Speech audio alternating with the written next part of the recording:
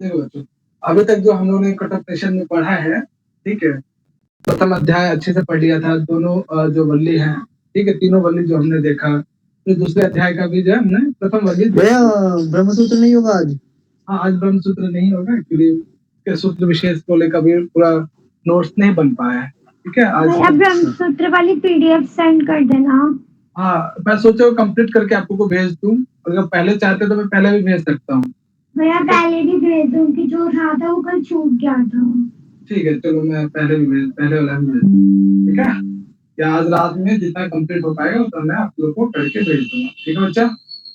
देखो बच्चा, तो अभी तक हम लोगों ने दूसरे अध्याय का प्रथम वल्ली कंप्लीट कर लिया था।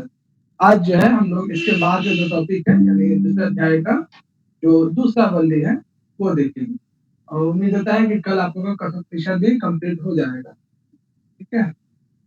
तो कठोपनिषद जैसे कंप्लीट होगा उसके बाद हम लोग कोई और उपनिषद और साथ ही साथ जो हम लोग काव्य प्रकाश के विषय में कहा है उस पर हम लोग डिस्कशन करेंगे। भैया श्वेता उपनिषद भी हाँ, कराएंगे ठीक है, जब तक आपको एग्जाम्स नहीं हो जाते तब तक मैं कराता हूँ। चलो अच्छा, आज जो है हम लोग इसके बाद यानी दूसरे अध्याय का ये प्रथम वाली नहीं है, ये द्वितीय वाली है, ठीक है बच्चा, तो कर लेना। इसके बाद इसमें क्या वर्णन किया जा रहा है, जो आत्म रहस्य है उनसे संबंधित चीजों का जो है यहाँ पे वर्णन किया जा रहा है, ठीक है। यानी यहाँ पे जो भी कथन है ये अपराधिकारी है ज्यादातर, आगे कुछ जगह पे जो है नचिकेता का भी वर्णन आता है, ठीक है। चलो बेटा, प्रभात बाबू इसमें पढ़ना।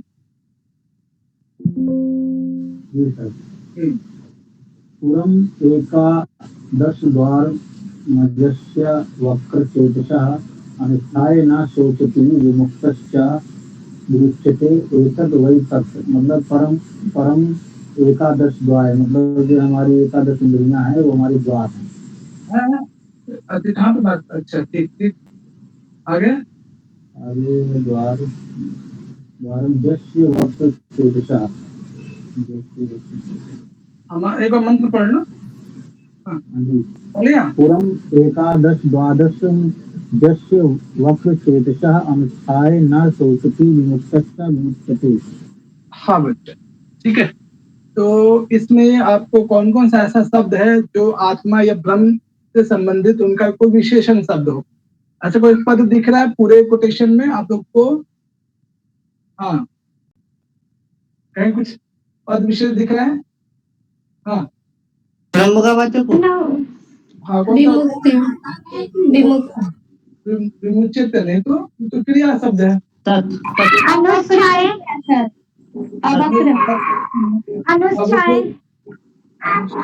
नहीं, बिल्कुल भी नहीं।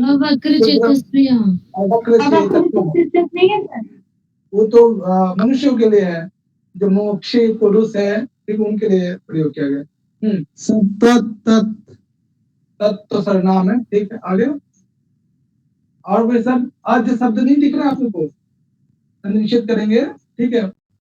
एकादश द्वारम अजस्य अवक्र चेतसः, उसमें ठीक है, अज शब्द आपने पहले भी देखा था ना, अज अजो नित्य शाश्वतो अयम पुराना, उसमें अज पद आया था। हाँ बच्चा, कुछ याद आ रहा है कि जब हम लोग कठोपनिषद पढ़ रहे थे तो उसमें वर्णन किया गया था आत्मा के विषय में, ब्रह्म के विषय में कि अजो हाँ सर, अयम पुरानो इस तरह से आया था, तो उसमें अज पद का किसके लिए प्रयोग किया गया था, बताओ बच्चा? ब्रह्म के लिए, जो ब्रह्मों के लिए जिसका मरण नहीं है, जन्म रहित, बंधन से बिल्कुल मुक्त है, ठीक है। तो अज पद आगे जैसे यहाँ पे भी देख सकते हो, ठीक। उसके बाद एकादश द्वारम पूरम का मतलब क्या होता है? पूर का मतलब शरीर, पूर का मतलब शरीर। हाँ, तो हमारे शरीर में जो है गीता में तो 9 द्वार कहा गया है, लेकिन इस कठोपनिषद में एकादश 11 द्वार हैं, ठीक है। 11 द्वार, 2 आंख, ठीक है, 2 कान, एक मुंह हो गया, ठीक है, 2 2 4, 2 2 4 2 6, एक साथ। मैं बताऊंगा ये इसका। आप हाँ बता विशाल। देखिए, 2 आंखें, 2 कर्ण, ठीक है, 2 नासिका छिद्र, हाँ ठीक है, कितने हो गए? 6 6 हो गए, ठीक है। मन मूत्र के एक इंद्रिया, ठीक है, 7 हो गए। और क्या कहते हैं, एक उत्सर्ग प्रजनन की एक इंद्रिया 8, ठीक है। मुख 9, ठीक है, 9 हो गए। 10 हो गए। 9 10 9 ही तो हुए ना, 9 हुए 9 हुए ना। 2 और बचे हैं, वो 2 जो यहाँ पे अलग से गिनाए हैं, वो एक उनमें से एक है नाभि, ठीक, और एक है ब्रह्मस्तत्र। यानी कि हमारे यहाँ जो सप्त चक्र होते हैं ना, उनमें से अंतिम चक्र होता है ब्रह्मरंध्र चक्र, उसका वर्णन है। मस्तिष्क के मध्य में ये जो आप मस्तिष्क देख रहे हैं ना, उस पे जी, 11 द्वार होते हैं। 11 द्वार है। गीता में 9 द्वार की चर्चा की गई है। गीता में भी है इसकी चर्चा, महाभारत के शांति पर्व में भी है, श्वेताश्वर उपनिषद में भी है, यहाँ इन तीनों ग्रंथों में मिलेगा।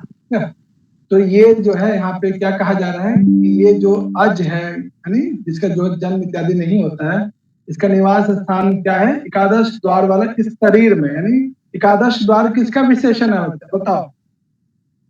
शरीर का। शरीर, ठीक है। ये जो आत्मा का जो निवास स्थान है, ठीक है, कहाँ विद्यमान रहता है? एकादश द्वार वाले शरीर में जो है ये निवास करता है, ये रहता है, ठीक है। उसके बाद अनुष्ठाय च सोचते विमुक्तस्य विमुच्यते, ठीक है। और जो लोग भी इनकी उपासना करते हैं, किनकी उपासना? अनुष्ठान में तो उपासना करना है। किसकी उपासना करना? इसका चिंतन मनन करना, श्रवण इत्यादि के बाद परम तत्व की, ठीक है। जो भी निरंतर इनके विषय में अनुष्ठान करते हैं, इनके विषय में चिंतन मनन श्रवण इत्यादि के द्वारा, ठीक है, इनका जो है अनुष्ठान करता है, उपासना करता है। ना सोचते, उन्हें किसी प्रकार का शोक, उन्हें किसी प्रकार का दुख नहीं होता है, और वो विमुक्त राग इत्यादि दोषों से मुक्त होकर जो विमुच्यते, संसार के बंधनों से, ठीक है, वो क्या मुक्त हो जाता है। कौन मुक्त हो जाता है? वो मुमुक्षु, जो मोक्ष की इच्छा चाहता है। वो तत्व क्या होता है? इनके विषय में जो है, अर्थात ब्रह्म तत्व के विषय में चिंतन मनन करके सभी प्रकार के राग द्वेष इत्यादि से मुक्त होकर संसार के बंधनों से अंततः मुक्त हो जाता है। इसमें क्या क्या ध्यान रखना एग्जाम के पॉइंट ऑफ व्यू से? एक तो कोटेशन ध्यान रखना, दोनों चारों चरण, दो ही चरण इसमें नीचे और विशेष रूप से। साथ ही साथ इसमें जो एकादश द्वार की बात की जा रही है, तो कौन कौन से द्वार होते हैं वो ध्यान रखें। अज पद इसमें किसका विशेषण है, ये भी ध्यान रखेंगे। क्लियर है बच्चा? यहाँ तक कोई समस्या कोटेशन में किसी को भी? सर इधर जो एतद वही ना, एतद वही, इसमें एतद वही शब्द से क्या प्रतीत है? ये सब चीज जो है ये क्या है, उसी परम ब्रह्म तत्व से संबंधित या उनके आत्म स्वरूप का वर्णन किया जा रहा है, ठीक है। यानी एतद, इस मंत्र के द्वारा वे मतलब जो ब्रह्म तत्व के विषय में जो वर्णन चलता आ रहा है अभी तक, जो कुछ भी आपने प्रथम अध्याय में भी पढ़ा, ये सभी क्या उसी ब्रह्म से संबंधित विषयों का वर्णन यहाँ पे किया जा रहा है और आगे भी किया जाएगा। तो एतद में तत् शब्द वही ब्रह्म के विषय में, ये सभी जो चीजें हैं ब्रह्म के विषय में ही वर्णन किया जा रहा है। इस तरह से यहाँ पर भाव है। क्लियर है बच्चा? यहाँ तक कोई समस्या है किसी को? आगे चले? चलो अब जैसे आगे देखते हो तो यहाँ पे क्या क्या दिख रहा है आपको इस पूरे डायग्राम में, फोटो में क्या क्या फोटो दिख रहा है? इसमें सूर्य दिखाई दे रहा है, वायु दिखाई दे रहा है, वायु है, आत्मा है, जल है, सत्यलोक है, नदी है, शब्द है, तो भगवान भी है, यज्ञ भी है, अतिथि सत्कार भी है, और फिर घास है, घास का मैदान है, स्वर्ग है, व्यक्ति है, नदी है, जीवित है, ठीक है, जल है, सत्यलोक है, ठीक है। चलो ये काफी इम्पोर्टेंट है। अभी एग्जाम ये सत्यलोक क्या होता है भैया? वेदांत का यदि पढ़ा है आप लोगों ने तो वहाँ पे सत्यलोक की चर्चा की गई है, बताओ जी। ये तो प्रश्न मुझे आप लोग से पूछना चाहिए, सत्यलोक बताओ कहाँ है, कहाँ पर वर्णन किया गया है? सर वेदांत सार में जहाँ पितरों की सेवा करके और जो नित्य नैमित्तिक कार्य उससे सत्यलोक मिलता है, और उपासना आदि करने से ब्रह्मलोक, ब्रह्मलोक यानी सत्य, ब्रह्मलोक जी भैया। सत्यलोक कहते हैं। तो चीजों को ध्यान रखें। चले इसे हाँ संदीप जी पढ़िए इसे, फर्स्ट ऊपर वाली कोटेशन से ऊपर वाली लाइन को पढ़िएगा। अच्छा सर ठीक। हंसा सूची सत बसुरंतरिक्ष सद्वतो वेदी सत अतिथि दुरोन औषध। हाँ वेरी गुड। तो बच्चा लोग यहाँ पे एक शब्द आप लोगों को दिखाई दे रहा है हंस। हंस का मतलब क्या होता है और इस हंस का वर्णन किस अन्य उपनिषद में भी हंस शब्द आया है? वो अभी उपनिषद आपको पढ़ाया नहीं है, ठीक है, लेकिन मास्टर्स के क्लास मास्टर्स जिनका भी रहा है उनमें वो सिलेबस रहा है। श्वेताश्वर उपनिषद में आया है। श्वेताश्वर उपनिषद जीव का उपनिषद में हंस पद आया है, ठीक है। तो यहाँ हाँ पे ये पुरुषोत्तम का ही विशेषण है। हाँ ठीक है, तो यहाँ पे जो हंस है वो अलग अर्थ में है। श्वेताश्वतोपनिषद में जब पढ़ेंगे वो अलग विषय वस्तु में, ठीक है, तो अर्थ वहां पे अलग है। तो देखिए यहाँ पे क्या कह रहा है ध्यान से। एक शब्द है हंस, कि जैसे आकाश में जो है क्या है, सूर्य है। ओके, हंसा पद का मतलब सूर्य की बात की जा रही है। वसु, वसु का मतलब बच्चा, वसु का मतलब वायु, हवा, वायु, ठीक है। जैसे अंतरिक्ष सत वसु, जैसे जो असूची सत हंसा, जैसे कि सूची सत मतलब आकाश में जैसे दिखाई हमें देता है सूर्य, अंतरिक्ष में वायु, ठीक है, क्लियर है। वेदी शत धोता, ठीक है, यानी होता की बात की जा रही है, यानी जैसे वेदी में जैसे यज्ञ इत्यादि में जो है कौन पुरोहित होते हैं, ठीक है। अतिथि दुरोन सत, दुरोन का मतलब घर, जैसे अतिथि जो है कहाँ आते हैं, घर में आते हैं, ठीक है। तो देखो यहाँ पे कैसे कितने बढ़िया ढंग से यहाँ पे वर्णन किया जा रहा है। नृषद वर्षद, हाँ नृषद का मतलब बताओ, नृषद का मतलब क्या है? पुरुष नर। हाँ यानी जैसे मनुष्यों में जो है वर्षद, ठीक है, वर्षद मतलब कहते हैं देव शरीर, देवताओं के शरीर के विषय में। रीत सत, रीत सत का मतलब सत्यलोक में रहने वाला आत्मा, या मनुष्यों में रहने वाला आत्मा, या वर्षद या फिर देवताओं में रहने वाला आत्मा, ठीक। उसी प्रकार से व्योम सद अब्जा, अब्ज किसको कहते हैं या अप किसको कहते हैं? कमल को। अब पहलंत, अप अपो अपह, याद आ रहा है? अच्छा अब जल को अब बोलते कहते हैं। हैं, जल को बोलते हैं। तो मतलब जलम सर, पानी। हाँ वेरी गुड, ठीक है। देखो यहाँ पे नहीं अप शब्द है, अप शब्द को जो है जलाम से बा हो गया, बा हो गया। जैसे मनुष्यों में आत्मा, देवताओं में आत्मा, सत्यलोक में आत्मा विद्यमान होता है, या व्योम सत्य में, ठीक है। व्योम लोक की परिकल्पना किस सूक्त विशेष में व्योम शब्द का वर्णन आता है? हाँ सबसे, हिरण्यगर्भ। हाँ हिरण्यगर्भ में भी आएगा, और कहीं आ रहा है सोचो, और कहीं पे पुरुष सूक्त वगैरह में? पुरुष सूक्त में हो सकता है, पता नहीं, लेकिन हिरण्यगर्भ में है पक्का। हाँ हाँ हिरण्यगर्भ में भी है, पुरुष सूक्त में भी है। जैसे मनुष्यों में स्थित आत्मा, मनुष्य के शरीर में स्थित या देव शरीर में स्थित आत्मा, या सत्यलोक में स्थित आत्मा, या व्योम लोक में स्थित जो आत्मा है, या फिर अब्जा गोजा, ठीक है। अब्जा किसको, यानी अब्जा जा जहां पे भी लग जाए, जैसे आत्मजह, ठीक है, उसी से अब्जा यानी जल से उत्पन्न होने वाले प्राणियों में, ठीक है। गोजा मतलब गो यानी भूमि से उत्पन्न होने वाला घास, ठीक है। ऋतिजा, ऋतिजा कहते हैं आकाश से उत्पन्न होने वाले शब्द, ठीक है। अद्रिजा यानी पर्वत से उत्पन्न होने वाले नदी, ठीक है। इन सब, ये सभी किससे आच्छादित है? यहाँ पे ये कहा जा रहा है कि जो आकाश में सूर्य दिखाई दे रहा है, अंतरिक्ष में जो वायु दिखाई दे रहा है, या फिर वेदी में जो पुरोहित दिखाई दे रहे हैं, या घरों में जो अतिथि दिखाई दे रहे हैं, या मनुष्य के शरीर में जो आत्मा दिखाई दे रहा है, देवलोक के या देव शरीर में आत्मा दिखाई दे रहा है, या सत्यलोक में जो आत्मा विद्यमान है, या व्योम लोक में जो आत्मा विद्यमान है, या फिर भूमि पे जो घास दिखाई दे रहा है आप लोग को, ठीक है, या जल से उत्पन्न होने वाले जो प्राणी है वो सब आपको दिखाई दे रहा है, ठीक है। या फिर आकाश में जो शब्द आप सुनते हैं, ठीक है, या यज्ञ से जो स्वर्ग की प्राप्ति होती है, या पर्वतों से जो नदियां निकलती हैं, ये सब किससे आच्छादित, ये सब किसके कारण ये सब अपने अपने कार्य विशेष को कर पा रहे हैं, किसकी महिमा के विषय में वर्णन किया जा रहा है। हाँ, ब्रह्म की क्रिया, ब्रह्म के परमात्मा सब जो है अपने अपने कार्य को क्यों कर पा रहे हैं, क्यों? ब्रह्म इन्हें वो आसक्त या फिर वो सामर्थ्य प्रदान करते हैं। व्याख्या करूं इस मंत्र की? हाँ बिल्कुल बिल्कुल बिल्कुल। भैया देखिए, ये जो इसका जो भाव है ना, इसका भाव सीधा सीधा इसका भाव जो है ना, ईशोपनिषद में भी आया है। वहां पर मंत्र है ईशावास्य इदम सर्वम। बिल्कुल बिल्कुल, ठीक है, यहाँ पर वही बात है कि जो कुछ भी है ना वो ब्रह्मात्मक है। गीता में भी आया है कि जो जल है उसमें रस में हूँ, जो मनुष्यों का तेजस्वियों का तेज में हूँ, ठीक है, और आकाश में वायु में हूँ। इस प्रकार का वर्णन श्रीमद् भगवद गीता में भी मिलता है। तो कहने का तात्पर्य यहाँ पर ये है कि ये जो चीजें यहाँ पर जिनसे उपमाएं दी जाती है ना, ये चीजें जो है अपने अपने धर्मी से अप्रत्यक्ष रूप में रहते हैं। यानी कि जब तक आकाश होगा तब तक सूर्य होगा, इनको पृथक नहीं किया जा सकता।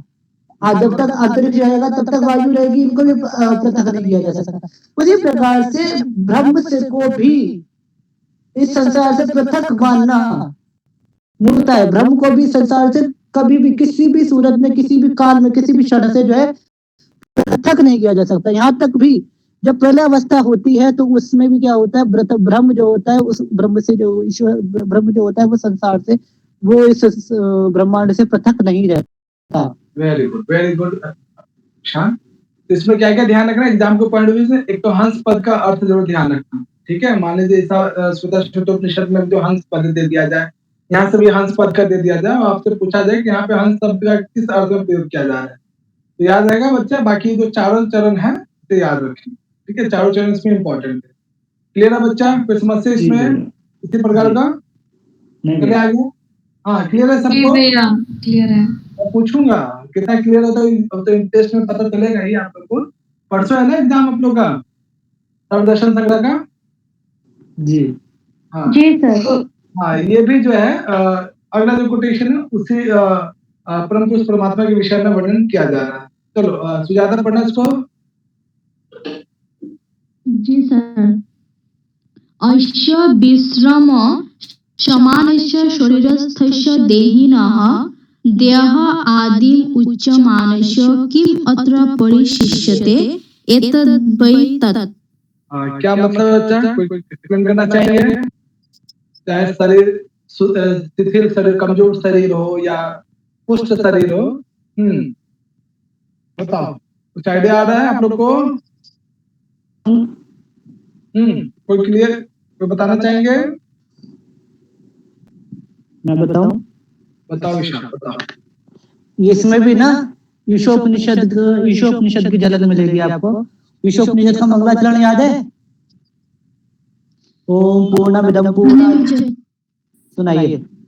ओम पूर्णमदः पूर्णमिदं पूर्णामुदच्यते पूर्णस्य पूर्णमादाय पूर्णमेवावशिष्यते। ओम शांति शांति शांति।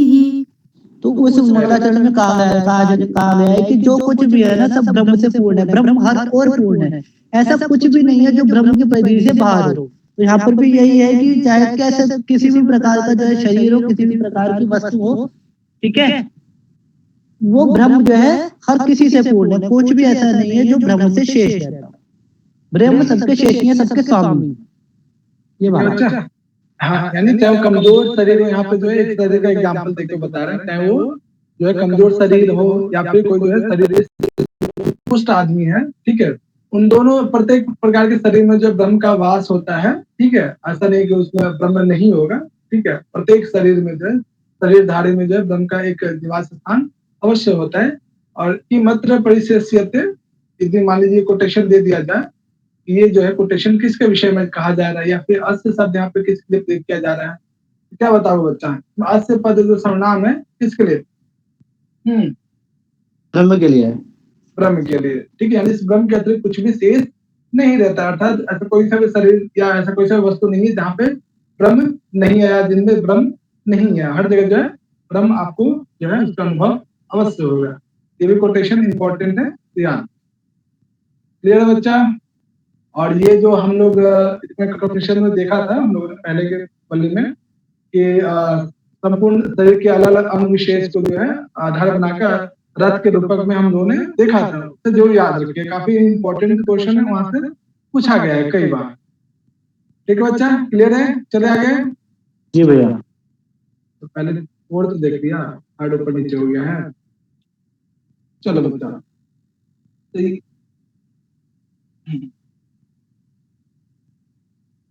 अब यहाँ से आप लोग का एक क्वेश्चन है सबसे। चलो संगीता पढ़ना इसको। जी भैया। ऊर्ध्वम प्राण मुन्यात्वानम एक मिनट भैया, कोई बात नहीं, कोई बात नहीं। और मत करो।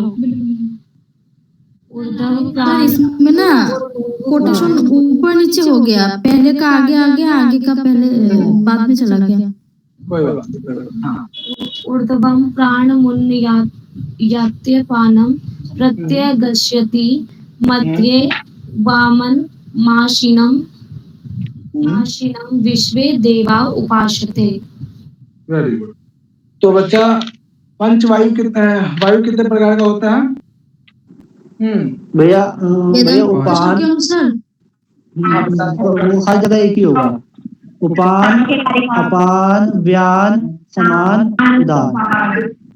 मैंने क्रोनोलॉजिकली गड़बड़ कर दिया। थोड़ा सा। हाँ, वो क्रम से याद नहीं रहा है मुझे, वो मैं मानता हूँ। प्राण, अपान, उदान, व्यान और समान।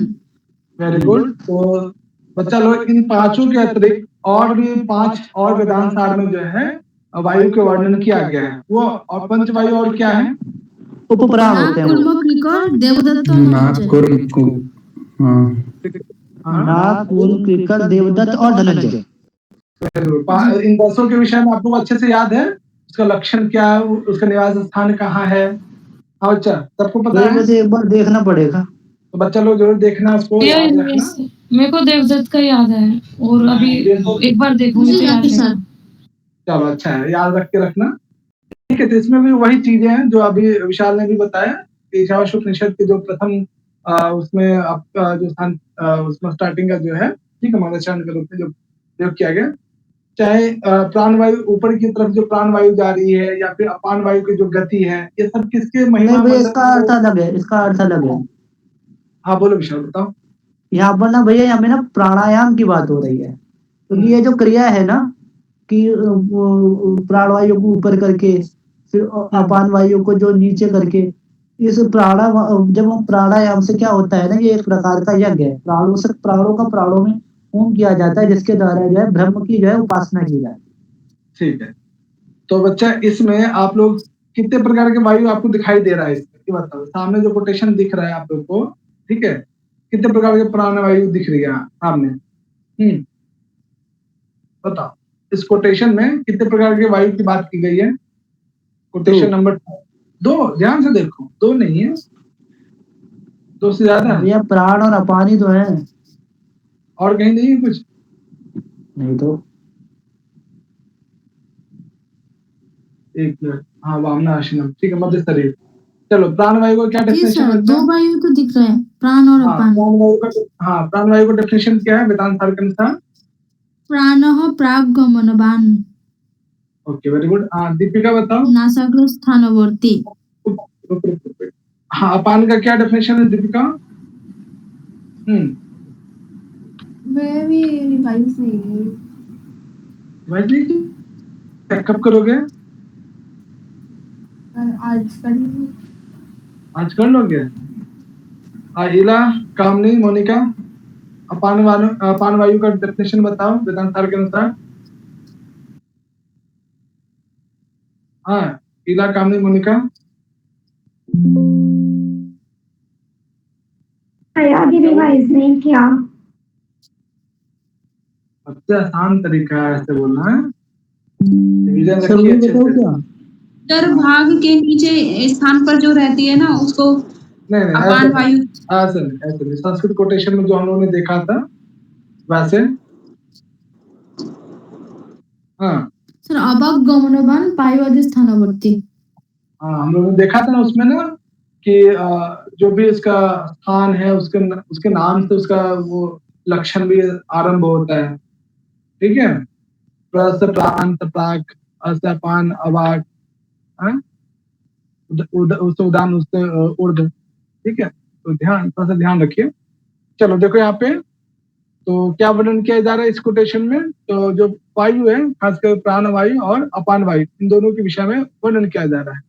प्राण वायु जो है ऊपर की तरफ, ठीक है, ऊर्ध्वम प्राणम उन्नति अपानम प्रत्ययति, यानी वो जो प्राण वायु ऊपर की तरफ जाती है और अपान वायु जो है नीचे की तरफ, ठीक है। मध्य वामनम आसीनम विश्व देव उपासते। हाँ बच्चा, ये खास करके जो लास्ट वाला जो चरण देख रहे हो आप लोग, ठीक है, विश्व देव उपासते, ये थोड़ा सा ध्यान रखते आप लोग एग्जाम के पॉइंट ऑफ व्यू से, ये वाला, ठीक है। ये सभी जो है सात्विक प्रकृति वाले जो मनुष्य हैं, ठीक है, वो सभी जो है इस प्रकार से जो है इस प्रकार से उस परम पुरुष परमात्मा को जो है क्या करते हैं, उपासना करते हैं, ठीक है। यानी यहाँ पे जो है रिकॉर्डिंग ऑन कर दी थी।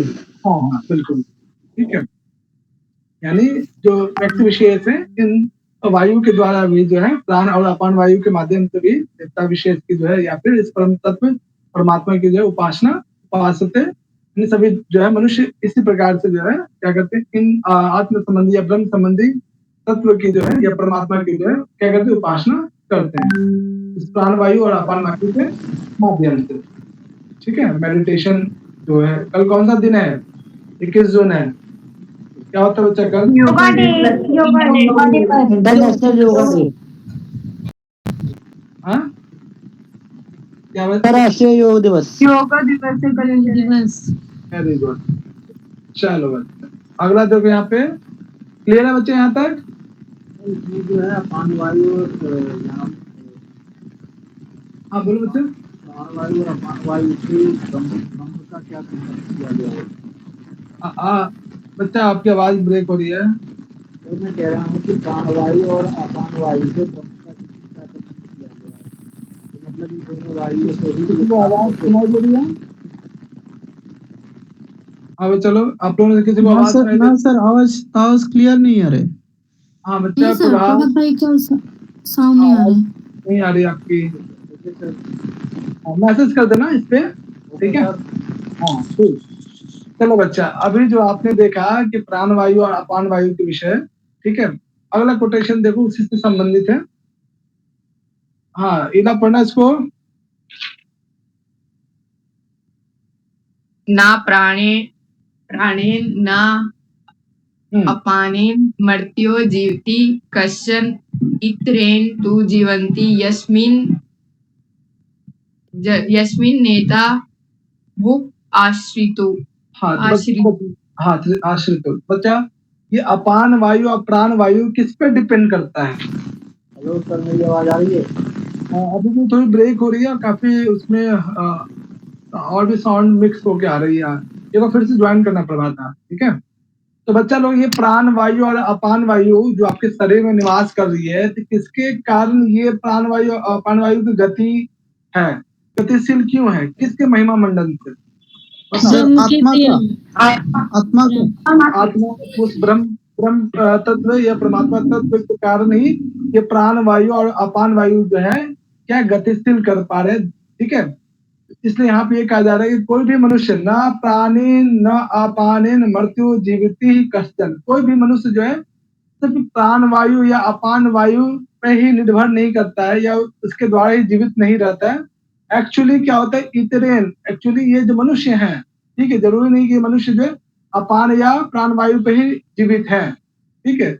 इतरेन तु जीवंती, ये सभी लोग जो है किसी दूसरे तत्व पे क्या है, आश्रित है। यानी अपान और प्राण वायु भी किस पे निर्भर है बच्चा? इस परम पुरुष परमात्मा पे ही निर्भर है, ठीक है। यहाँ पे ये कहा जा रहा है कि मनुष्य जो है प्राण और अपान वायु पे निर्भर नहीं है, ये वास्तव में उस परम तत्व ब्रह्म पे आश्रित है, इन दोनों पे आश्रित है। कौन? ये प्राण वायु और अपान वायु की जो गति है आपके शरीर में जो चल रही है सही से, ये किस तत्व पे निर्भर है? बता बच्चा, किस पे आश्रित है? ब्रह्म पर आश्रित है। हाँ, इस पे एक शब्द है यस्मिन एतो।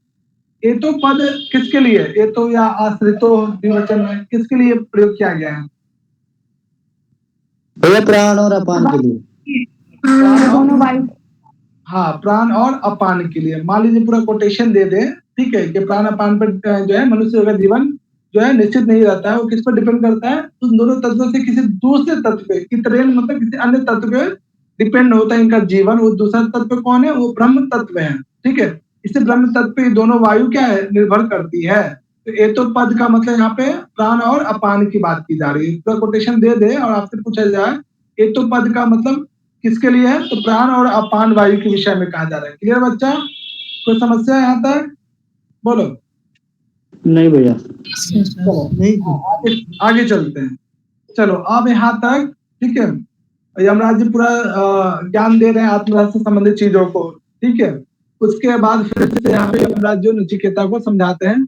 चलो इस कोटेशन को दीपिका पढ़ना इसको।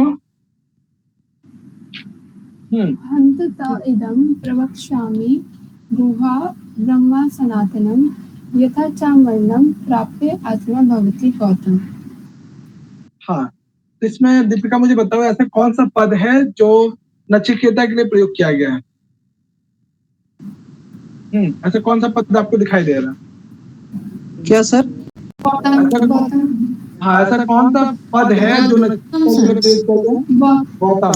गौतम का मतलब नचिकेता। हाँ, गौतम मतलब नचिकेता। यहाँ पे ध्यान रखें, गौतम पद नचिकेता के लिए प्रयोग किया। अब अगला क्वेश्चन है यहाँ पे कि ऐसा कौन सा पद है जो ब्रह्म के लिए प्रयोग किया गया है?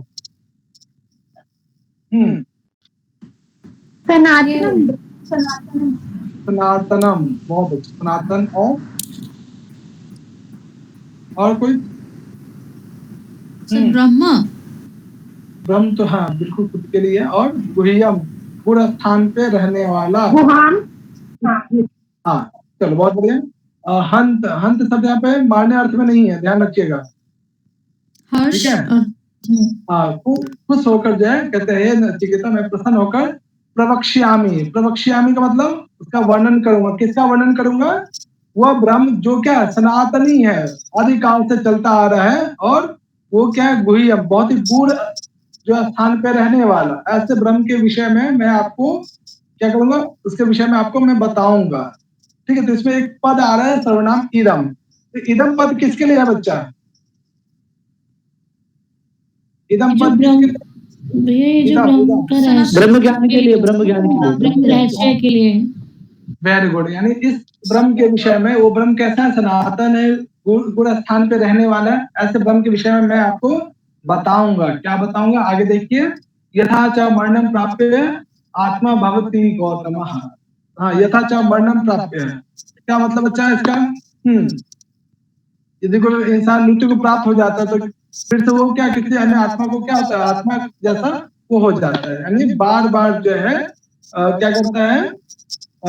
बंधनों में रहकर बार बार जो अनेक जन्मों को प्राप्त करता है, अनेक प्रकार के योनियों में जो है वो प्रवेश करता है। तो इसमें जो है ध्यान रखना कि इदम पद किसके लिए है, सनातनम पद किसका विशेषण है, ठीक है।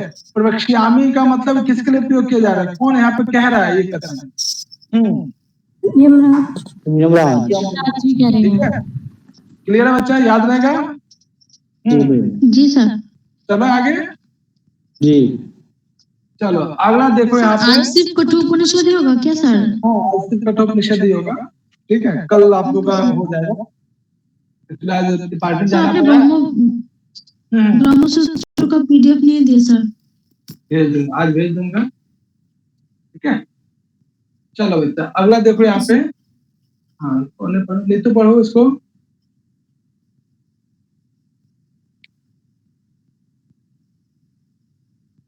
अब बच्चा हाँ नीतू पढ़ो क्या?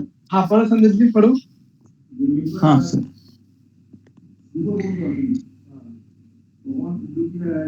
योनि मन्ये प्रपद्यन्ते शरीरत्वाय देहिनः स्थानु मन्ये अनुसंयन्ति यथा कर्म यथा श्रुतम्। हाँ, इसमें क्या वर्णन किया जा रहा है? यदि कोई भी मनुष्य ब्रह्म संबंधित चीजों का जो है, ब्रह्म का साक्षात्कार जिसके माध्यम से किया जा सकता है, तो वेदांत सार में आप लोग बताओ कि वेदांत सार में ब्रह्म के साक्षात्कार करने के कितने उपाय बताए गए हैं? बताओ बच्चों। श्रवण मनन निधिध्यासन 3 ध्यान से। श्रवण मनन निधिध्यासन यही तो है।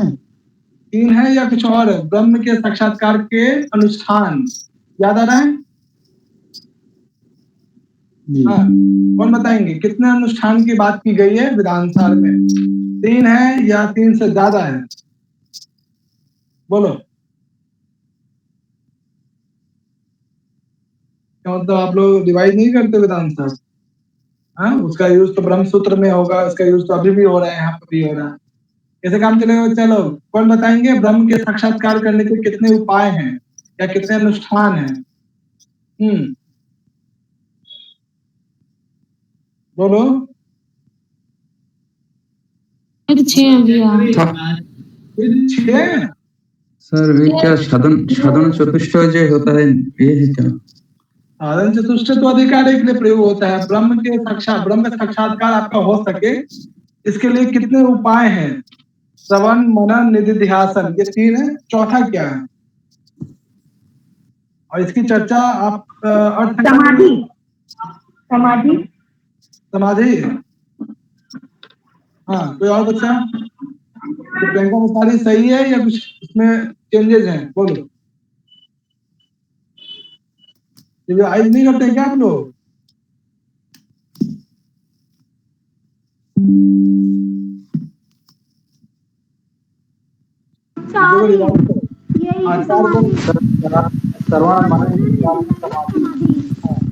Very good. विशाल 3 कैसे कह रहे थे आप? वह मुझे उन्हीं तीनों का ध्यान था। हाँ, समाधि की भी ध्यान रखिए, ठीक है। तब विकल्पक समाधि के बाद अंततः फिर निर्विकल्पक समाधि को प्राप्त कर लेता है तो अंततः क्या साक्षात्कार को प्राप्त हो जाता है।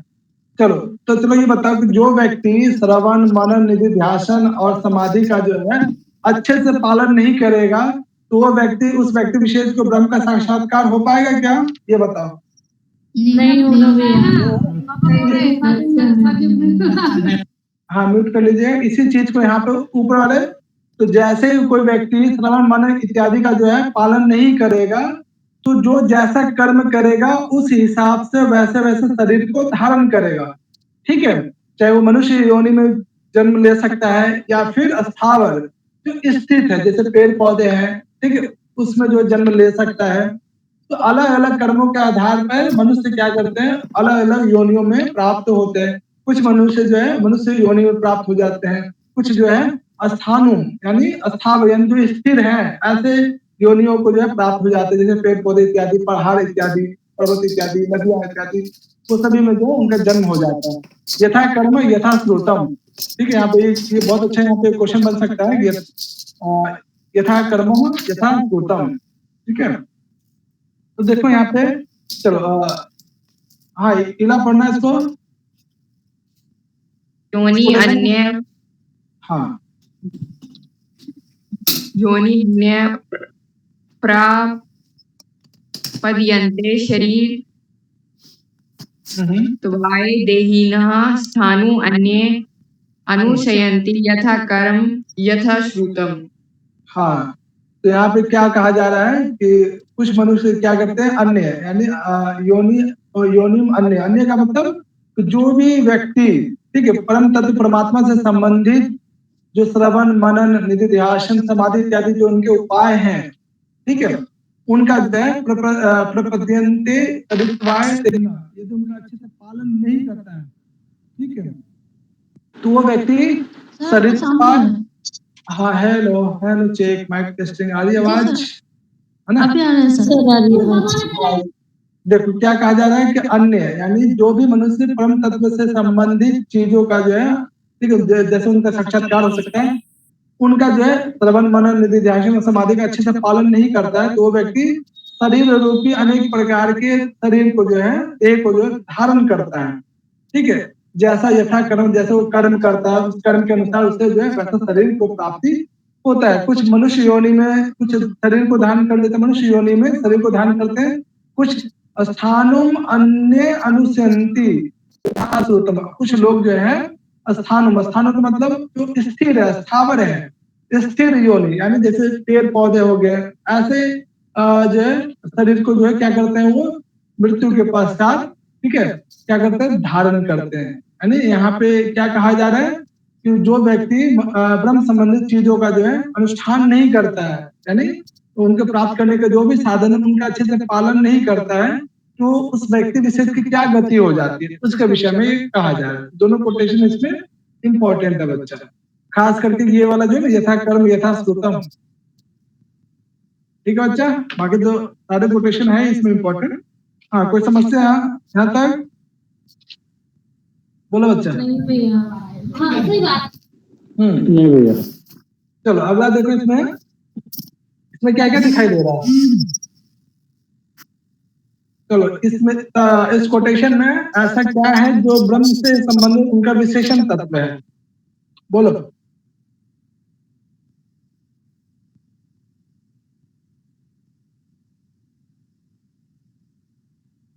पुरुष, क्या क्या क्या? शुक्रम। शुक्रम।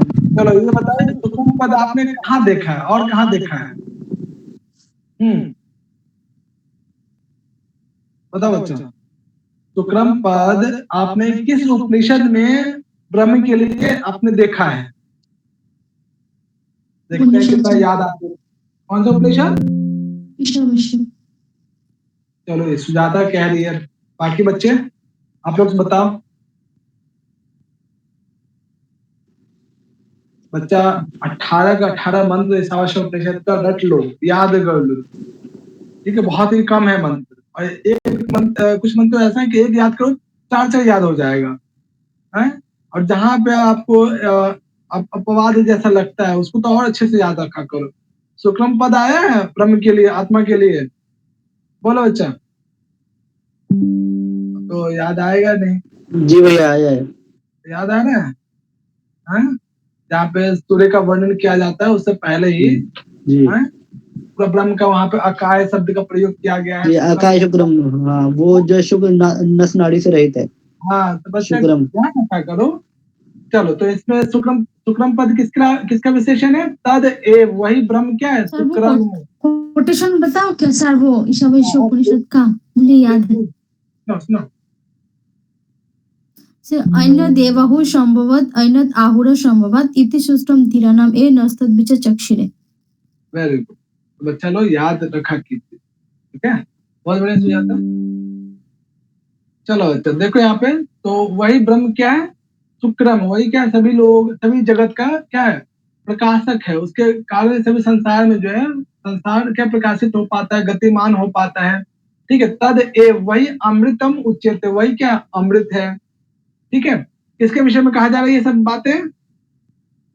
तस्मिन लोकाः, ठीक है, उसी के कारण सारा संसार क्या है? गतिमान है, ठीक है बच्चा। यानी चाहे पृथ्वी लोक हो या कुछ भी हो, त्रिताः सर्वे तदु न अति कश्चन, यानी उसी ब्रह्म के कारण या उसी ब्रह्म के द्वारा जो है सारा संसार क्या है? अपने अपने स्थान पे क्या है? सभी लोग जो है स्थिर है, ठीक है। तद उ न अति कश्चन, और इसका कोई भी जो है अतिक्रमण या इसके अतिरिक्त कोई दूसरा अन्य जो है श्रेष्ठ नहीं है। ये जो कोटेशन है ब्रह्म के विषय में कहा जा रहा है, इसमें ध्यान रखिए ब्रह्म से संबंधित कौन कौन सा जो है शब्द जो है ब्रह्म के विशेषण के रूप में प्रयोग किया गया। एक तो ये कोटेशन यहाँ से लेकर यहाँ तक भी ध्यान रखना है, साथ ही साथ ये कोटेशन में ध्यान रखना है। यहाँ तक 2 चरण में यहाँ पे क्वेश्चन बन सकता है इसका, ठीक है बच्चा, क्लियर है? इसमें शुक्रम पद ध्यान रखना, अमृतम पद किसके लिए प्रयोग किया गया ये भी ध्यान रखना। ये कोटेशन दे और ऑप्शन में ईशावास्य उपनिषद भी रहे और कठोपनिषद भी रहे, तो शुक्रम पद को देखकर ऐसा नहीं सोचना कि ये सिर्फ कठोपनिषद में है, शुक्रम पद वहां पर भी है, लेकिन ये कोटेशन जो है उसी ब्रह्म को सभी चीजों को प्रकाशक कहा गया, उसी ब्रह्म को जो है अमृत भी कहा गया। ये ऐसा कहाँ वर्णन है? ये कठोपनिषद में वर्णन। ये कथन कौन कह रहा है पता बच्चा?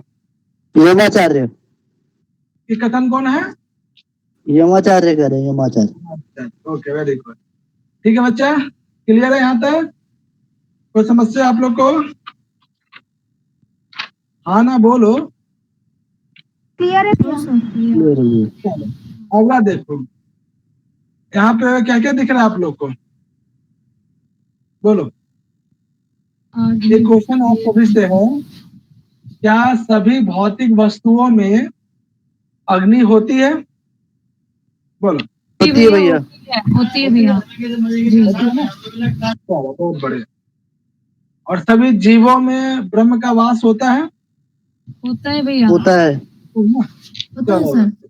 बस यही इसका मतलब यही है जो अभी आपने सुना। ठीक है, चलो कौन नहीं पढ़ा है? निधि पढ़ो इसको।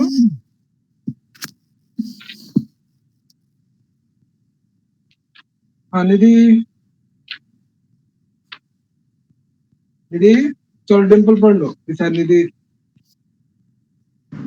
अग्निर्यथे यथा एको भुवनं प्रविष्टो रूपं रूपं प्रतिरूपो बभूव एक तथा सर्वभूतांतर आत्मा रूपम रूपो प्रतिरूपो बहिश्च।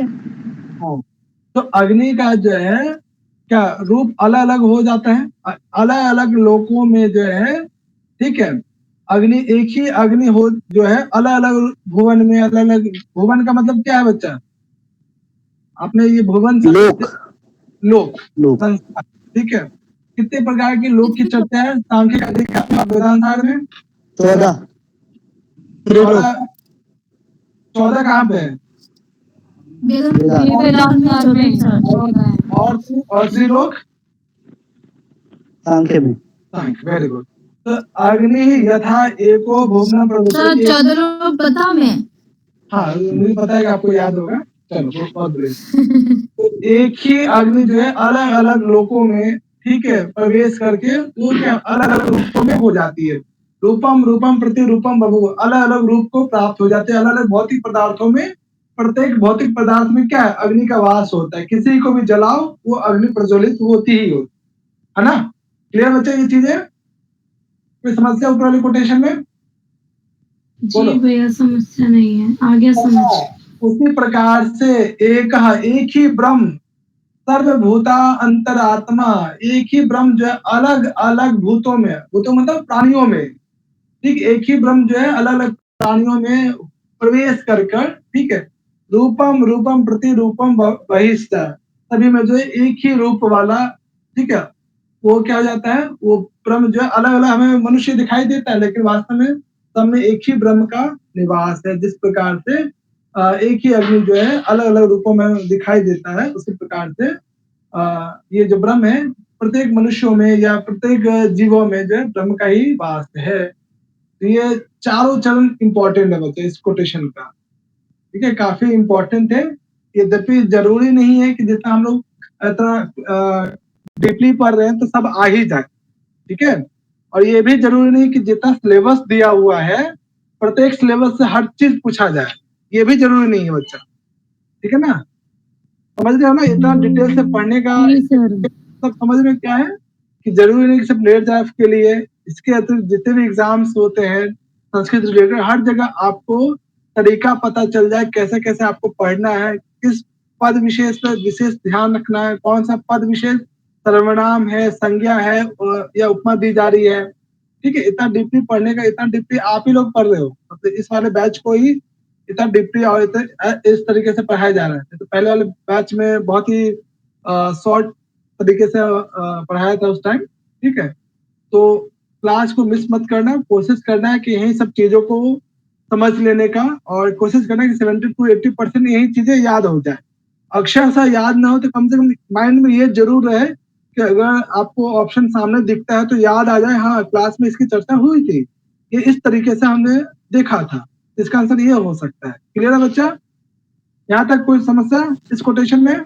आगे चले भैया जी। अगला देखो, अगला जो है पहला वाला जो एग्जाम्पल है कि अग्नि हर जगह है, ठीक है, तो वायु भी तो हर जगह होगी, तो वायु का यहाँ पे एग्जाम्पल दे देते हैं। 9th और 10th के कोटेशन में ऐसा क्या पद है जो अलग से लिखा गया, बाकी सब एक जैसा ही है? बताओ। वायु और अग्नि। केवल वायु। अग्नि था, यहाँ पे वायु है। चलो इसकी हिंदी करके बताओ। चलो कौन बताएंगे? ये हिंदी करो। मैं ही करूं? हाँ, कोई और बच्चा ट्राई करेंगे? अभी बोलो, गलती बोलो तो दिक्कत नहीं है, बोलना सीखो। देखो, हाँ प्रभात, बिल्कुल। यहाँ ये कहा गया है वायुर्थैको भुवनम प्रविष्टो रूपम रूपम प्रतिरूपो बभूवा। जैसे आपने पहले बताया है कि अग्नि जो है सभी में प्रविष्ट है, अलग अलग रूपों के अनुसार, ठीक है, अलग अलग रूप में वो हर जगह प्रविष्ट है, मतलब हर जगह विद्यमान है एक। और उसी प्रकार वायु भी अपने अलग अलग रूप के साथ हर जगह विद्यमान है। एक तथा सर्वभूता अंतरात्मा रूपम रूपम प्रतिरूपो भविष्य। एक ही आत्मा जो है सभी भूतों में, मतलब सभी प्राणियों में है, और वो अलग अलग रूप में प्रतिरूपों में वो विद्यमान है। यहाँ हाँ, यानी अलग अलग रूपों में विद्यमान होकर भी वो क्या है, एक समान दिखाई देता है। चलो, वेरी गुड। ठीक है, तो बच्चा लोग क्लास में जब भी आप लोगों को मौका मिले ना तो बोला कीजिए, ठीक है, गलत ही बोले, कोई दिक्कत नहीं। यहाँ पे कौन सा निगेटिव मार्किंग है, नहीं एग्जाम में निगेटिव मार्किंग है, ठीक है। तो बोलने का फायदा क्या होता है कि जो इंसान बोलता है ना उसे याद होता है, रहता है ज्यादा लंबे वक्त तक कि हमने क्लास में इस चीज को बोला था। कि जब भी जिसको भी मौका मिले बोला कीजिए क्लास में। चुप रहिएगा तो सुनिएगा तो सिर्फ जो है 60-70% ही सीखेंगे, बोलेंगे तो 80-90% जाएंगे। इसलिए जब भी मौका मिले, ठीक है, बोलने का प्रयास कीजिए, गलत बोले कोई दिक्कत, ठीक है बच्चा। चलो, इस वाले क्वेश्चन में देखो कोटेशन को, इस वाले में और इस वाले में क्या क्या अंतर लगा आपको। 9th और 10th तो बिल्कुल एक जैसा है, 11th में हल्का सा चेंज है, भावार्थ वही है, कुछ अलग नहीं है। इसको देखने के बाद आपको कुछ कोटेशन याद आएगा। चलो इसको आप प्रियंका पढ़ना, इसको कोटेशन को। सूर्य यथा सर्वलोकस्य चक्षुषा चक्षु से बाह्य दोष है एक तथा सर्वभूता भूता अंत आत्मा न लिप्यते बहुत बढ़िया प्रियंका। तो इसमें बताओ बच्चा, ये जो इस कोटेशन में एक शब्द आप लोगों को दिखाई दे रहा है, लिप्यते। ये लिप्यते न लिप्यते किसी कोटेशन में या किसी उपनिषद में पढ़ा है आप लोगों ने, कुछ याद आ रहा है? उपनिषद में है। क्या है कोटेशन? कुर्वन्य में है, कुर्वन्य ऐसे है ना, कुर्वन्य है। ऐसे नहीं, चीजें विशेषा ना करनी पूरा अच्छे से पढ़ो, अच्छे से। हाँ, कौन सुना है? एक कर्माणी चीजें विशेष ना करनी, ये पूरा अच्छे से नहीं याद है, लेकिन स्टार्टिंग का याद है, वो फर्स्ट वाली लाइन। अच्छा, तो बच्चा तो ध्यान रखना, ठीक है। अबे लिप्यते शब्द जो गीता में भी आया है पूरा ना, इसमें वही है ना, कर्म लिप्यते नरे, ऐसे है। हाँ, तो पूरा अच्छे से बोलो। हाँ बताओ, जाता कुर्वन्य वेह कर्माणि नहीं सर, कुर्वन्य वेह कर्माणि जिजित विशेषतम समाह एवं त्वेनैन्य थेतस्ति न कर्म लिप्यते नरे। बहुत बढ़िया। तो ध्यान रखना है, कठोपनिषद में भी न लिप्यते पद है, यहाँ पे भी न लिप्यते पद है, ठीक है। तो ध्यान रखो, काफी कंफ्यूज मत हो जाइए। चलिए बच्चा बताइए। गीता में भी है, उसका सुनाओ। हाँ सुनाइए, बिल्कुल। नमाम कर्माणि लिप्यते न कर्म फलेषु इति माम योगी जानति साना कर्मेण स बध्यते। बहुत बढ़िया, बहुत। चलो, इसकी हिंदी कौन करना चाहेंगे? बहुत सिंपल है ये, कि यथा सूर्य सर्वलोकस्य चक्षु, जैसे मैं करूं। चलो, कोई और करना चाहेंगे? यथा सूर्य सर्वलोकस्य चक्षु, बहुत सिंपल है। चलो विशाल बताओ। सर मैं बताऊं क्या? चलो संदीप जी, हाँ बताइए। सर इसमें सूर्य तथा सर्वलोकस्य चक्षुर्ना, सूर्य जैसा सर्वलोक को आलोकित करते हैं। हाँ, सभी लोग, ठीक है। आगे उसके बाद क्या है? लिप्यते चक्षुर सर्वभूत, ऐसे ब्रह्म भी सर्वभूत को ऐसे आलोकित करके रखता है।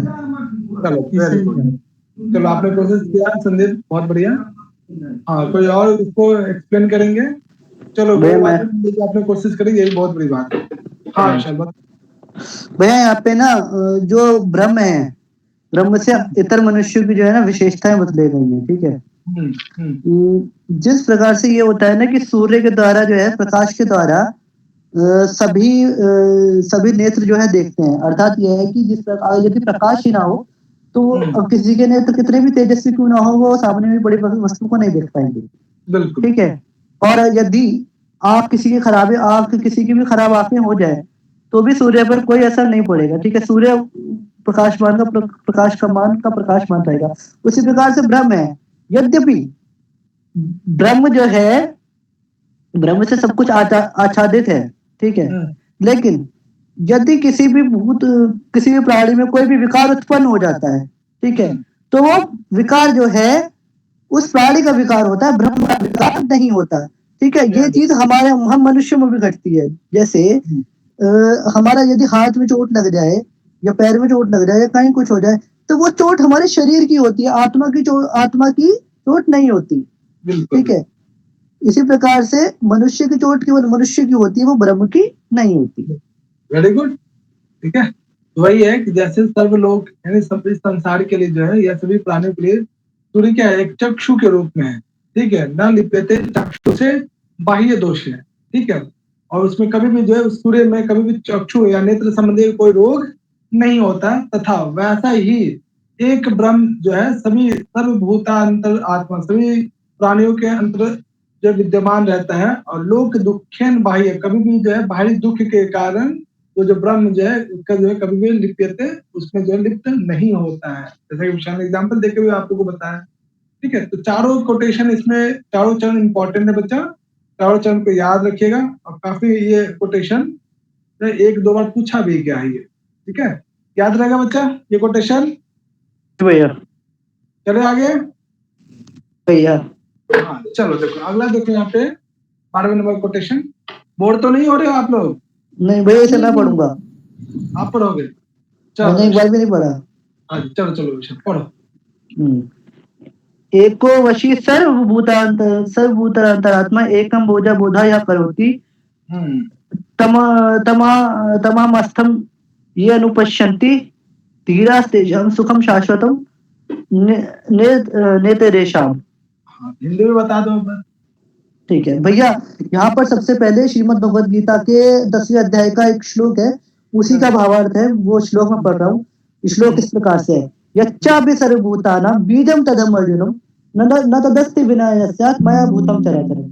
यानी कि यच्चापि, यत् च अपि, इस संसार में जो कुछ भी है उस सबका आदि कारण, उन सबका बीज में हूँ। मेरे बिना इस संसार में चाहे वो कोई भी वस्तु नहीं हो सकती, चाहे वो अचर हो या चर हो, यानी कि चेतन हो अथवा अचेतन हो। यहाँ पर यही बात कही गई है कि जो सर्वभूतांतरात्मा है, ये जो है ब्रह्म का विशेषण है यहाँ पर, ठीक है। जो सर्वभूतांतरात्मा है ना, वो ही उन सबका एक का जो है बीज है, ठीक है, ठीक है। और जो इस बात को देखता है वो धीर विद्वान, ठीक है, वो धीर विद्वान जो है न सुख को शाश्वत मानता है और ना ही दुख को शाश्वत मानता है। यानी कि वो ये जानता है कि सब कुछ जो है ईश्वर का रचा हुआ है, इसलिए जो है कुछ भी जो है स्थिर नहीं है, मैं इनसे प्रभावित होने वाला नहीं हूँ। हाँ ठीक है, यानी इसमें जो है आपको सबसे पहले क्या क्या ध्यान रखना है इस कोटेशन में। एक तो ये देखिए कि कहीं कोई सर्वनाम पद दिखाई दे रहा है आप लोग को? यहाँ करोति, कहाँ पे बच्चा? यह करोति, ओके। एक बीजम बहुधा यहाँ करोति, ठीक है। यहाँ उसके अतिरिक्त और कोई सर्वनाम पद आप लोग को दिख रहा है? ये अनुपश्यति, ये। Very good. आगे और कोई पद ऐसा? तेषाम, तेषाम, ओके। और कोई पद? और एषाम, एषाम है सर। एषाम, वेरी गुड। एषाम, चलो अच्छा, यानी इसमें और ऐसा कोई पद जो ब्रह्म का कोई विशेषण पद दिखाई दे रहा हो ब्रह्म का? अंतरात्मा है सर यहाँ पे, सर्वभूत अंतरात्मा। हाँ वेरी गुड, ठीक है। एको वशी सर्वभूता अंतरात्मा, यानी उसी ब्रह्म के कारण सभी जो प्राणी है, जीव जंतु हैं, ठीक है, उनके वश में रहते हैं, ठीक है। एक बीजम बहुधा यह करोति, एक ही ब्रह्म से जो है बहुधा, बहुधा मतलब बताओ, अनेक प्रकार के बहुत प्रकार में, हाँ, अनेक प्रकार के जो लोक है, संसार है, ठीक है, वो प्रकाशित होता है या उत्पन्न होता है, ठीक है। तम, यहाँ पे एक शब्द आ रहा है, तम किसके लिए बच्चा? तम किसके लिए? अंधकार के लिए। अंधकार के लिए? हमेशा अंधकार के लिए नहीं, तम यानी उनके, हाँ, तम मतलब जो है, जो परमात्मा है, ठीक है, उसके विषय में, ठीक है। तम आत्मस्थ ये अनुपस्थिति, और जो भी मनुष्य इस परम पुरुष परमात्मा को अनुपस्थिति साक्षात्कार करता है, कौन मनुष्य? धीरा, जो बुद्धिमान व्यक्ति है, इस परम पुरुष परमात्मा को या परम तत्व का साक्षात्कार करता है, तेषाम, वो ऐसे व्यक्ति क्या होता है? सुखम शाश्वतम न इतरेषाम, सुख के अतिरिक्त जो है, ठीक है, नित्य सुख, शाश्वत, ऐसा सुख जो निरंतर चलता हो, शाश्वत हो, ऐसे सुख को प्राप्त करता है, ठीक है।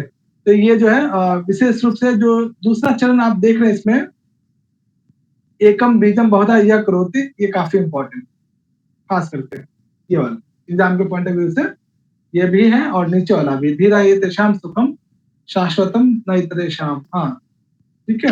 ऐसे ऐसे तो एक ये है, एकदा स्यात् बहुधा वदन्ति, हाँ, बिल्कुल बिल्कुल बिल्कुल, वो भी है, ठीक है। ये जो आप बता रहे हो एग्जाम में भी आया हुआ है, ठीक है बच्चा। यहाँ तक कोई समस्या किसी को? नहीं भैया। चलो अगला कोटेशन देखो यहाँ पे,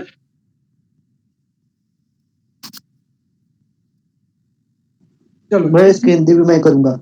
हाँ करना। ये 12वां नंबर और 13वां नंबर दोनों में कुछ अंतर दिख रहा है या एक जैसा ही लग रहा है? देखो ध्यान, इसको देख रहे हो, अब देखो भैया अंतर है। कोई पद विषय, ऐसा कोई पद विषय जो कॉमन लग रहा हो? बोलो। बहुना, बहु, धीराम देशाम, हाँ ये थोड़ा सेम है। सर लास्ट वाला जो लाइन है ना, उसमें सुख शांति है। हाँ, यहाँ पे शांति है, वहां पे सुख है, ठीक है। सुखम शाश्वतो न इतरेषाम, ठीक है बच्चा। ऊपर देखो, चलो विशाल पढ़ लो इसको। जी भैया। नित्यो नित्यानाम चेतनश्च चेतनाम एको बहुनाम यो विदिति कामान तमास्थम ये अनुपश्यति धीरा धीरा तेषाम शांति शाश्वती नेतरेषाम। चलो बताओ, सर्वनाम पद बताओ, विशेषण पद बताओ। जी भैया, सर्वनाम पद तो यहाँ पे जो है, क्या बच्चा? एशाम है सर, एशाम है, ओके। यह है, तेषाम है, ये है, यो है, यो है, ये है, ठीक है, वेरी गुड।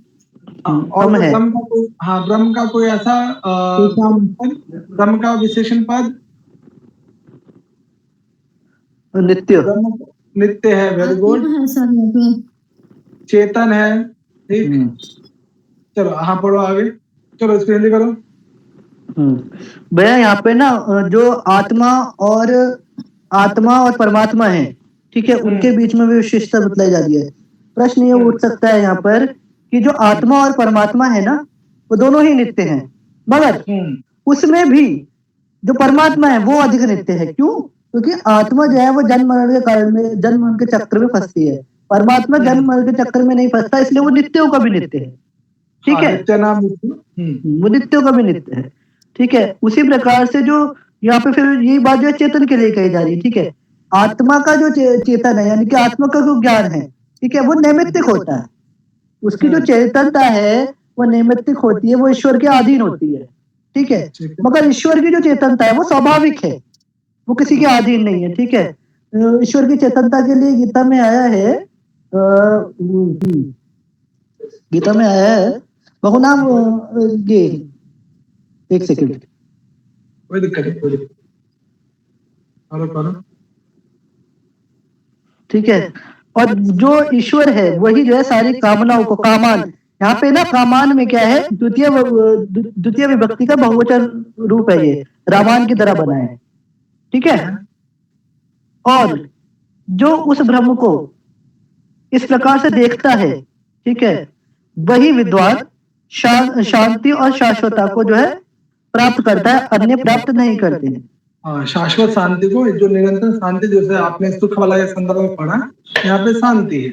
तो विशेष रूप से जो ये शुरुआत में जो कोटेशन है, ये फर्स्ट नंबर का जो चरण, ये याद रखे, जो नित्यों में नित्य। भाई श्लोक याद आ गया मुझे, वो याद आ गया, सुना दूं? बहुने में व्यतीतानि जन्मानि तव च अर्जुन तान्यहं वेद सर्वाणि न त्वं वेत्त परन्तप। वेरी गुड, ठीक है बच्चा। ये कोटेशन तो पहले वाले जैसा ही है, ठीक है। वहां पे सुख की जगह शांति है, बाकी सब सेम है। तो एक याद करोगे तो दो याद हो जाएगा, ठीक है। और साथ ही साथ ऊपर चरण में याद रखिए, ठीक है बच्चा। क्लियर है ये कोटेशन? कोई समस्या? नहीं भैया, नहीं भैया, आगे बढ़िए। सेकंड लास्ट इसमें क्लियर है भैया। चलो देखो इसमें सेकंड लास्ट का कोटेशन। चलो, कौन नहीं पढ़ा है आज? मोनिका चली गई। यार को पढ़ोगे? सर सफीकुल नहीं पढ़ा। हाँ, छपीकुल एक्चुअली, हाँ छपीकुल पढ़ो। अच्छा,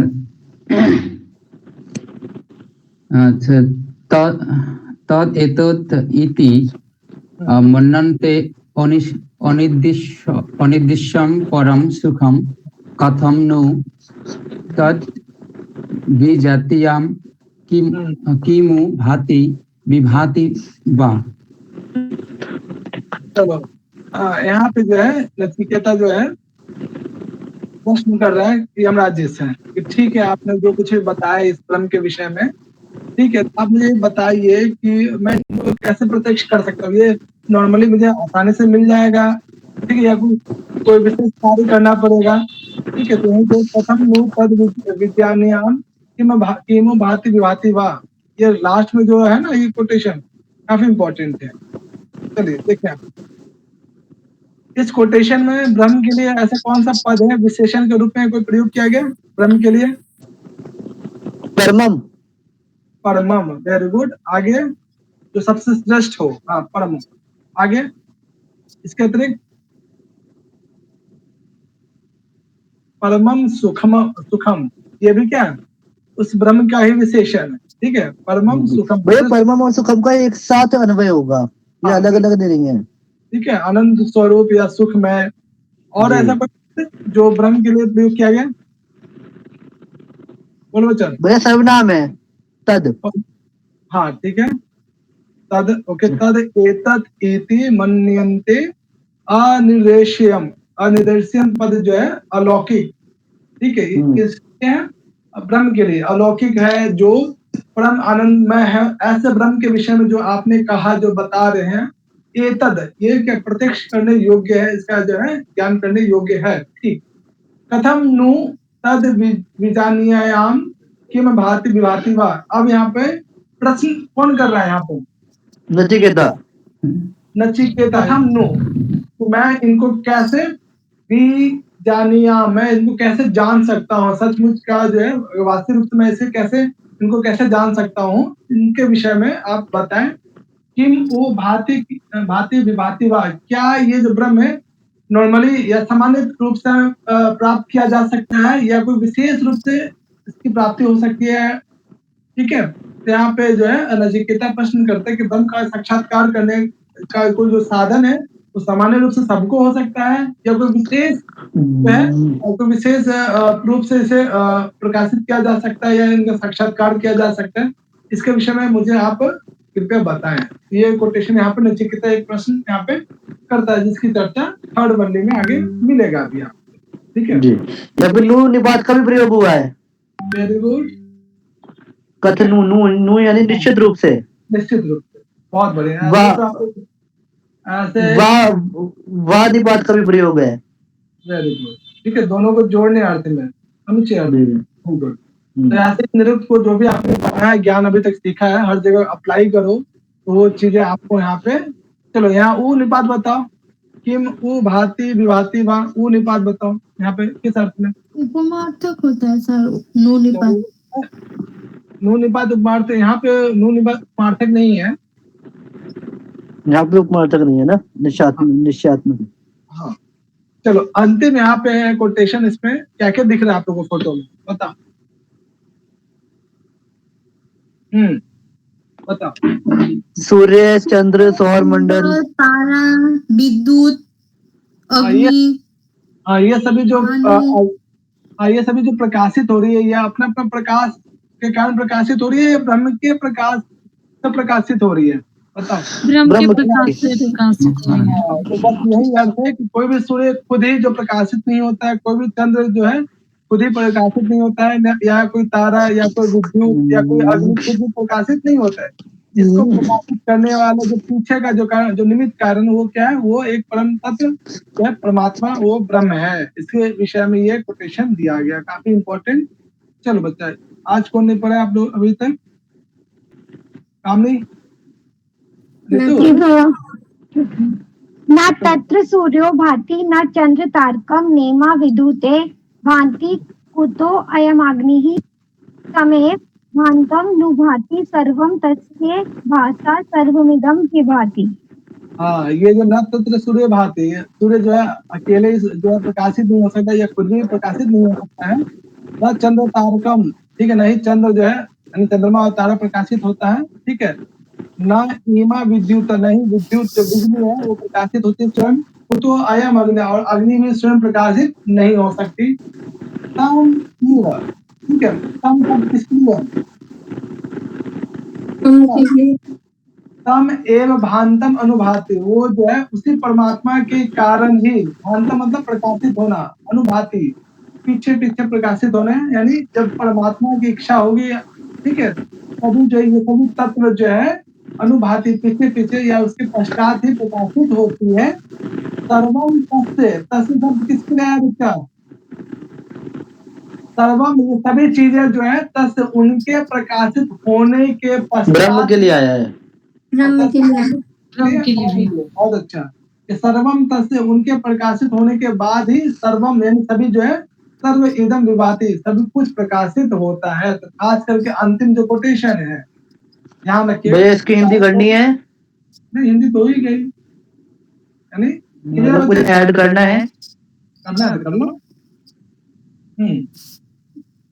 ठीक है, कर देता हूँ।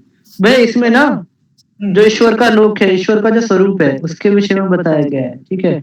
जो ईश्वर का लोक है यानी कि उनका जो परम धाम है, वो ना सूर्य से प्रकाशित होता है, ठीक है, ना चंद्रमा से प्रकाशित होता है।